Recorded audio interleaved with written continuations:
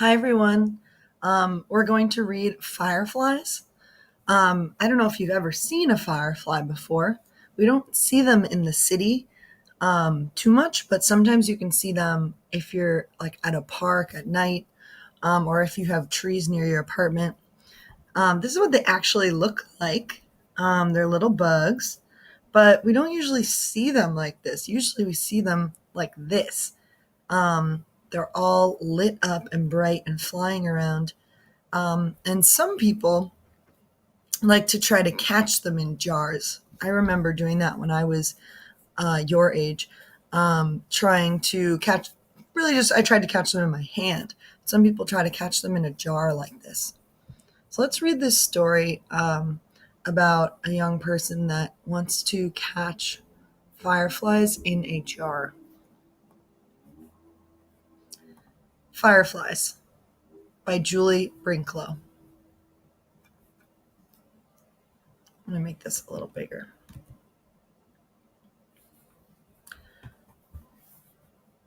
On a summer evening, I looked up from dinner through the open window to the backyard.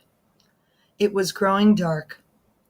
My tree house was a black shape in the tree, and I wouldn't go up there now. But something flickered there a moment. I looked, and it was gone. It flickered again, over near the fence. Fireflies. Don't let your dinner get cold, said Mama.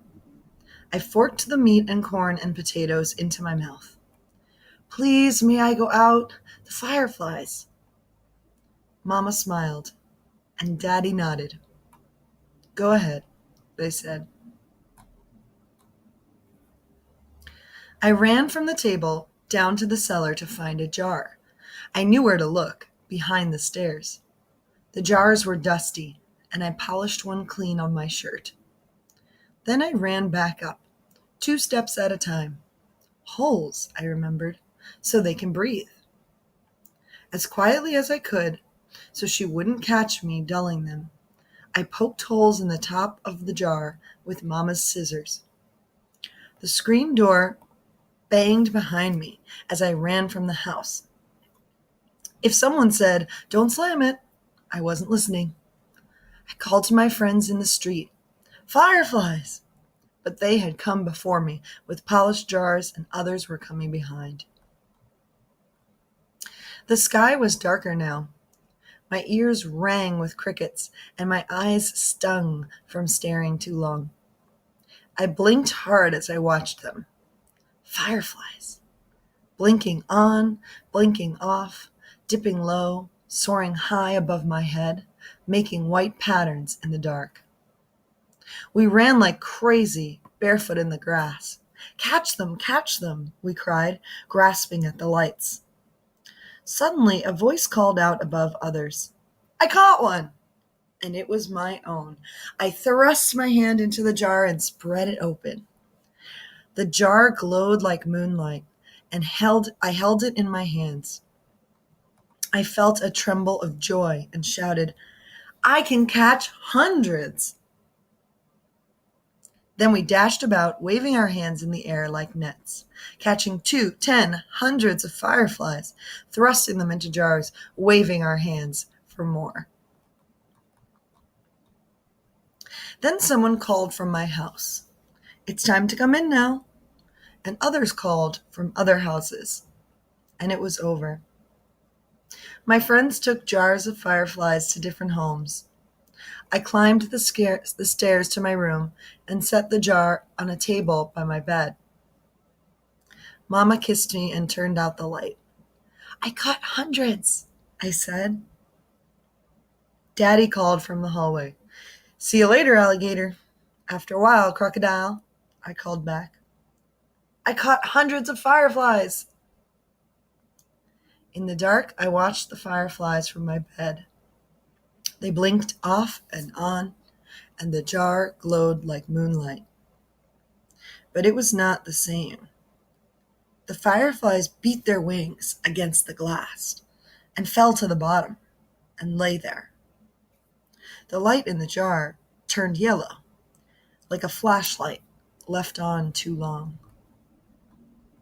I tried to swallow, but something in my throat would not go down, and the light grew dimmer, green, like moonlight underwater. I shut my eyes tight and put the pillow over my head. They were my fireflies. I caught them. They made moonlight in my jar. But the jar was nearly dark.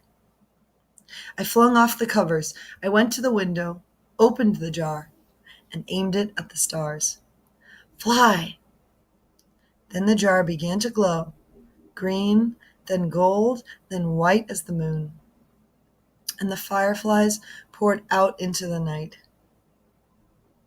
Fireflies, blinking on, blinking off, dipping low, soaring high above my head, making circles around the moon like stars dancing.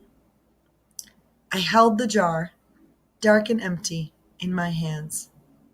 The moonlight and the fireflies swam in my tears, but I could feel myself smiling. Isn't that a nice story? Um, I hope that you read it again with your own copy. And also remember to comment on my YouTube channel. You can say things about the story that you noticed or that you're wondering or that you liked. And it's good to use some words like this because, so if you say, I liked this part of the story because, explain your thinking. When something happened in the story, I thought this story reminds me of, or this part of the story reminds me of. Maybe you have a question about the story. Why did this happen? Why does the author say this or do that? Or something like, I hope, like a thought that you have about the story. So yeah, I look forward to seeing your comments. All right.